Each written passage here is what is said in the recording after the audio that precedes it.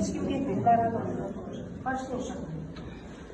Kızıl kızlar içinde bir kızıl güle benzer, koşullu kuşaklara, bazda bahçede gezer. Bir şen hava çalınca oynayır şirin şirin, evin yanışınıdır, belleğidir görersin. Otaqlara, eyvana, yaymanda hoş sesi, hamımızın qəlbini isindirir nəfəsi.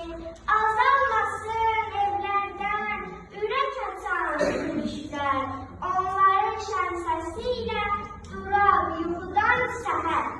Çox sevdən nənəmlə, görməmişəm onu ancaq, keyfimizi sorur tez-tez, evimizə zəng vuraram.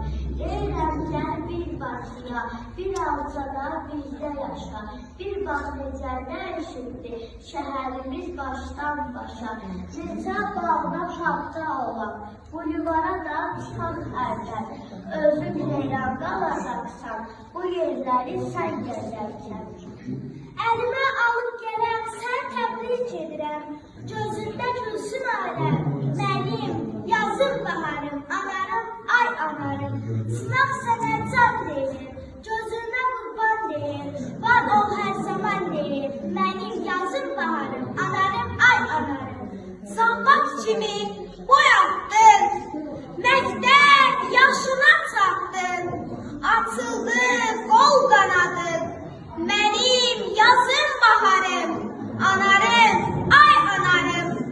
Hər gün oxu dərsini, elmə ver həvəsini, eşidək şən səsini, mənim yazım baharım, anarım, ay anarım.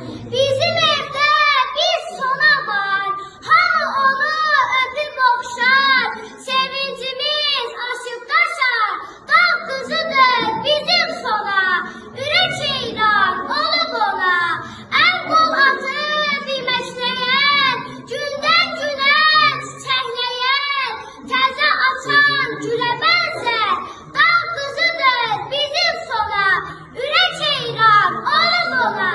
Şəhriyarın qız balası gətiribdir bizə yazı, nənə baba çəkər nazı, dağ qızıdır bizim sona, ürək heyran olub ona.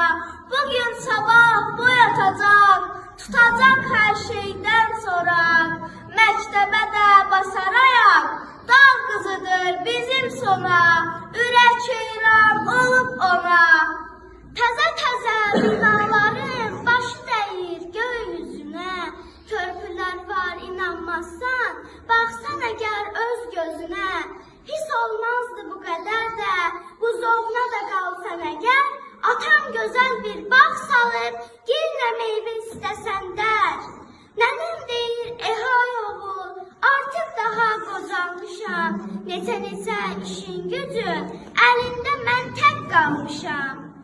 Bir qız vardır Gəncədə, gülə bənzəyir necə, şirindir gülüşləri, oyundur hər işləri, gah yeriyər, gah durar, harda gələr oturar, sığınar anasına, vurğundur ata ona, babası Əhməd baba, xalqına şöhrət baba, kəsərlidir qələmi, yazar elə obadan, olmaz belə babadan, çövrəyəni çox sevir, ona can qurban deyir, ələ alır əlini, sığallayır telini, bir qız vardır Gəncədə, gülə bənzər də necə.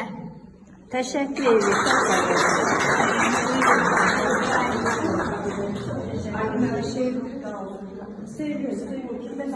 Nizami səsli, Gəncə torpağı,